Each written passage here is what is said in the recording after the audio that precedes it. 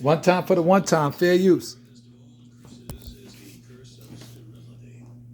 Only recently, during the dawn of modern medicine, has humanity been able to overcome that which afflicts millions.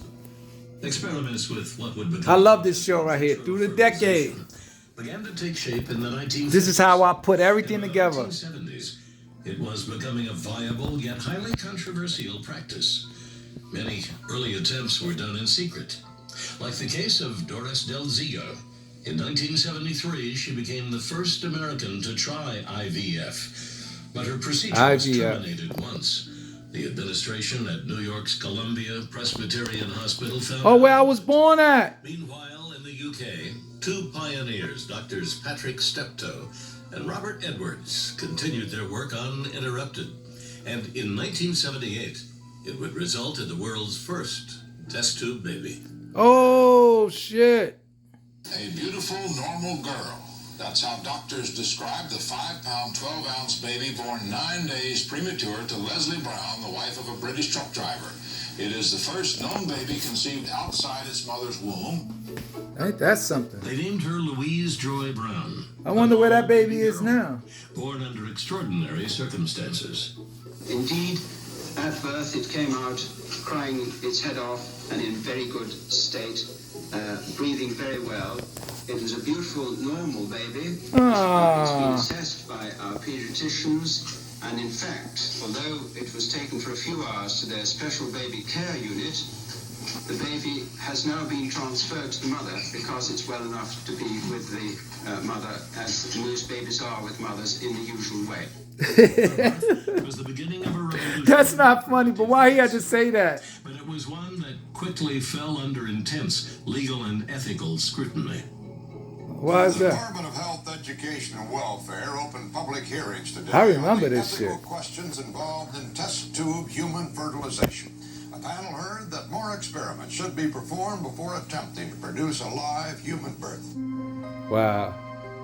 In the United States, IVF research essentially came to a halt in the mid-1960s. Yeah. I don't even like looking But at that shit. successes across the pond reawakened a national It's a debate. girl. And in 1979, after a series of public hearings, IVF was given the backing of the federal government.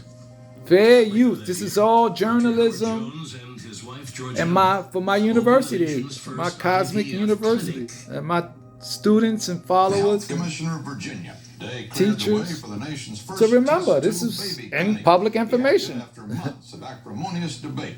It's all public information. Receive a fluid like this, which is follicular fluid. This hopefully contains an egg.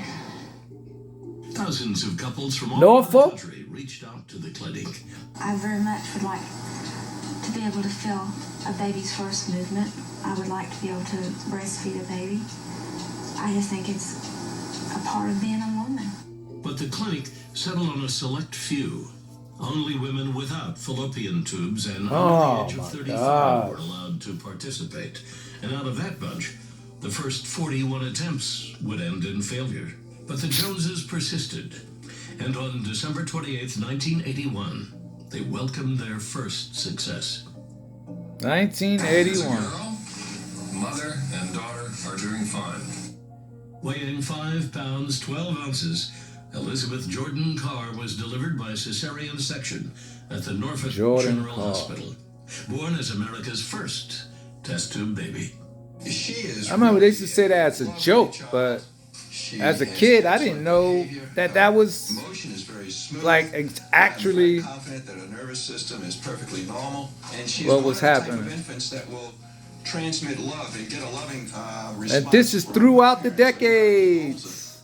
For her parents, Judy and Roger Carr, it was a moment they hoped would inspire others to seek So I hope I'm able to share it. Like I said, it's fair use. This is public information. Same circumstances that we are. And that's why I watched that show throughout the decades. As for the critics they knew they would face, they merely shrugged them off, content enough to have what they never thought was possible. I just hope they, understand that They want have to, our child and right, everybody wants to have a they have the family. right to their opinion. You know, I mean, that's your inheritance from God, from the divine. From the Roman Catholic church. to But none of that be would deter plentiful. the advancement of IVF. Other institutions can carry out this program provided they have the necessary facilities, which are not Eastern complicated, Virginia Medical provided School. they have members of their staff who have interest and who have understanding of the techniques involved. What was once experimental has since entered the mainstream, and today hundreds of thousands of so-called test tube babies are enjoying perfectly normal lives. Yay! Peace through the He decades. was one part of America's band, the biggest creators All of right. that surfing sound that helped define an era in the Dennis 1960s Wilson. for millions of teens across the country. All right, one time for the one time. I hope y'all got On the that. anniversary I hope of I his can, death, share it. remember the life of Beach Boys That was drummer very Dennis Wilson. informative. Two divers went down, Informative. could not find him.